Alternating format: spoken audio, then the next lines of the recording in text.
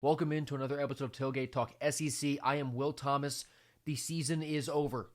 We are through the regular season. We are through conference championships, and we have the college football playoff field. Now, this was always going to be controversial. And the biggest points of issue were going to be, does Alabama stay in?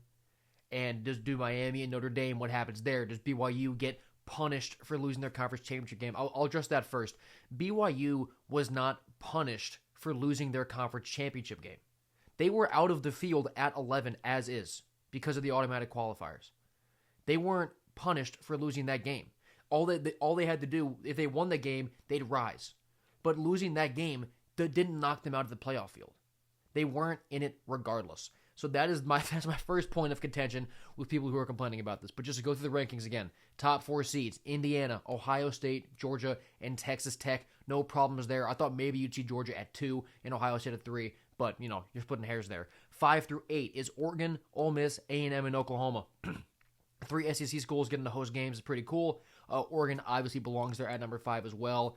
And then 9 through 12, we had some fun. Alabama did not drop after losing to Georgia last night in pretty embarrassing fashion, but I think I agree with it, right? Because you can't set that precedent of if you lose in Atlanta or in any conference championship game, that is going to be that bad for your resume. So I like that.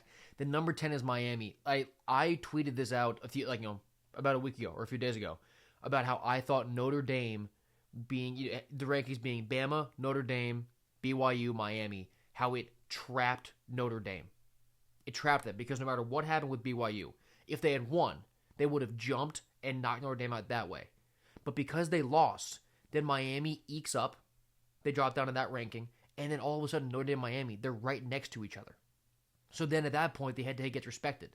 I tweeted that out, and it came true, right? Notre Dame was stuck. They really had no chance of making it in, given how the rankings played out the week before. So you're seeing that now Miami at 10, then Tulane at 11, JMU at 12. I did think there was an outside chance that the committee could have thrown Duke in there. Rank him like 23, JMU 24. It didn't happen. I have no problem with JMU getting in. But we do have 2 group of 5 schools in the mix for the first time. So just my instant reaction, I think I really do agree with it. Especially this year. I mean, this is probably the last year of 12 teams because of how many teams were left out, who thinks they should have gotten in, all the discussion about it. There really wasn't a way the committee could have done this that would have possibly pleased more than half the people. Right? Like, no matter how they did this, there was going to be issue. I really do believe, given all the data that we have, they have the right field in. I do. I've been a proponent of Vanderbilt for a while. I think you could put Vandy over Miami. That's probably the only one, obviously. The reasons why issues pop up here is because of the qualifiers for group of 5 schools. Like, I think it was Booger McFarland who was talking about it on the selection show. Like, you're including these schools, which is great, but nobody outside of those buildings believes that they can even, nonetheless, win a championship, win their first round games. So sure, it's great that they're involved and everyone's happy and we're all playing the same sport. You have Vanderbilt, you have Notre Dame, you have Texas, you have BYU, who would all beat both of those schools by probably 24 points. And they're all going to be at home. They're all going to go to bowl games where their starters aren't going to play in now because we had to involve several group of 5 schools instead of just taking the top 12 teams in the country. Now, the answer to this is to give the group of 5 their own playoff. That's the answer to it. But we can get to that later on if anything like that does end up materializing. But that's where the point of contention comes from, is the fact that you have 2 group of 5 schools. You have 1/6 of this field are teams that are going to lose by 20. And the counter to that is, oh, well, other schools also lose by 20. That just makes my point. Why are we putting in more schools who we know we're going to lose by 20 just because blowouts have happened in the past? Tulane and JMU, they're great stories. They're really good teams. They should be 1 seeds in a group of 5 playoff.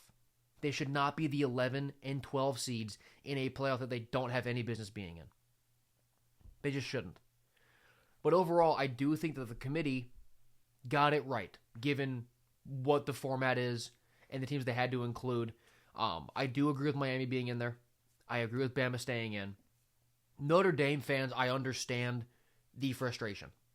right? A lot of that's because of what I just said about two group of five schools being in. We all know Notre Dame is 4 touchdowns better than both Tulane and JMU. But if you had just beaten Miami, this isn't a conversation. If you had defended your home field against A&M, this isn't a conversation. There's always that argument going back to still of if you win your football games, you won't have to complain on social media when the rankings come out. And I've been a big proponent of Vanderbilt. It applies to me too, right? If Vanderbilt had beaten Bama, if they had recovered that onside kick against Texas, or just hadn't gone down that much and won that game, then they'd be in the field. At the end of the day, it comes down to winning your football games, and Notre Dame didn't do it. BYU didn't do it, and they did it in bad fashion too, which made it worse. They didn't even keep it close with Texas Tech.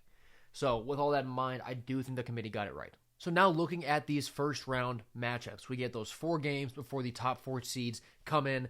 The game on December 19th, Alabama at Oklahoma. Now this is a rematch of when the Sooners went into Tuscaloosa and beat them. And they took down Alabama to really solidify their playoff case. I'll do more in-depth previews down the line. I think this is a horrible spot for Oklahoma. If you go back and look at that Bama-Oklahoma game, guys, Bama dominated them.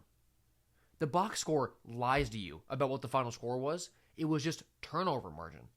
And doing that against a good team like Alabama is very hard to sustain and do that twice, especially in the span of like a month and a half. So Oklahoma got outplayed by Alabama in their first game. And now you have Alabama coming off of an embarrassing showing in the SEC title game. You have Oklahoma coming off really a slow last few weeks where their offense couldn't do a whole lot. And Bama is opening up their favor by 1.5 points. Anything south of like 4.5, I feel very comfortable taking Alabama. I will get into previews more in depth later on. I think that's a tough spot for Oklahoma, given how the first game with Bama went. And then the game's on December 20th. The first game at noon, by the way, this is horrible. The noon game is Miami versus A&M. The fact that that isn't the night game, and you don't have Ole Miss at noon, Oregon at 3:30 Eastern, so it's a noon local, and then A&M at night Eastern is ridiculous. Whatever. But Miami goes to A&M. This line opened up, A&M laying 5.5. It's already down to 4. So there's a lot of early confidence in what Miami can do in College Station. I've liked A&M all year. And once they lost to Texas, you could kind of zoom out and say, like, well, who have they actually beaten? You know, they've played the bottom half of the SEC. They looked really unimpressive against South Carolina for most of that game, but they came back and won it. Guys, they also beat Notre Dame on the road, who everybody is now pissed isn't a playoff team. So you're going to give them credit for that. You got to give them credit for being a great team. And I think Miami, they're a really good team. I do believe Miami deserves to be in the field. I don't like Carson Beck. I hate Carson Beck. I hate him on the road. I hate him in front of 100,000 people. And I hate him with Cassius Howard running at his face. So I like A&M a lot in that spot being at home, even though it is a stupid noon game. Then Tulane at Ole Miss. This one could be maybe a little interesting. I mean, Ole Miss demolished Tulane in the regular season. We have another rematch here in Tulane versus Ole Miss. And the storyline about John Summerall now going to coach against Ole Miss again is pretty interesting because Summerall was going to be Ole Miss's number one option if Kiffin left. Summerall went to Florida. Ole Miss has Golding. Just some more storylines for this game. But Tulane has started to play better. They've looked like a legitimate team in the past few weeks. Now, obviously, that is the American Conference. And like I was saying, I don't believe that Tulane really has a chance to make a run. I would have liked to see other schools in that spot ahead of them. But they could make this game interesting because of the idea that John Summerall brings. It is a rematch. It's a second shot at this Ole Miss team. They know what they want to do. They know what the Rebels did against them. I still like Ole Miss in the spot by a lot, obviously, because I do think they're the better team naturally. But also, they're going to use this Lane Kiffin stuff to really galvanize themselves, I think. Pete Golding is that kind of warrior in his mind. You know, he's an absolute psychopath in a great way. He's going to have this team fired up and sort of playing, I don't want to say playing in spite of Lane, but just sort of out there to prove a point, right? Because Lane left because he wanted a better situation to win a championship. Ole Miss can go just win a championship this year and prove him wrong. So I like Ole Miss a lot for a lot of reasons, but they should lay the hammer on Tulane early on. And then JMU at Oregon. This line actually opened up at 21.5. It's now down to 20.5. So that 3 touchdown is out there. If you do really like Oregon, I think I really like Oregon in this spot. You know, Oregon last year in the playoff, they had the bye and then got absolutely annihilated by Ohio State in the Rose Bowl. They're going to want to come out and send a message early on. Like they're gonna beat JMU. I'm not worried with them losing this game. I think they probably want to go ahead and beat them by 60. Get Dante Moore out in the third quarter. Don't have your receivers out there with more opportunity to get even more beat up at that position. I think Oklahoma lays that. I think Oregon lays the hammer. I think they'll take care of JMU, and Bob Chesney will go ahead and get an early start at UCLA. So these first rematches are pretty good. First 4 matches are pretty good. We'll do more in-depth previews later on, but that's where I'm leaning for all 4 of these games. The college football playoff is going to be really fun regardless. The first round, will all the games be close?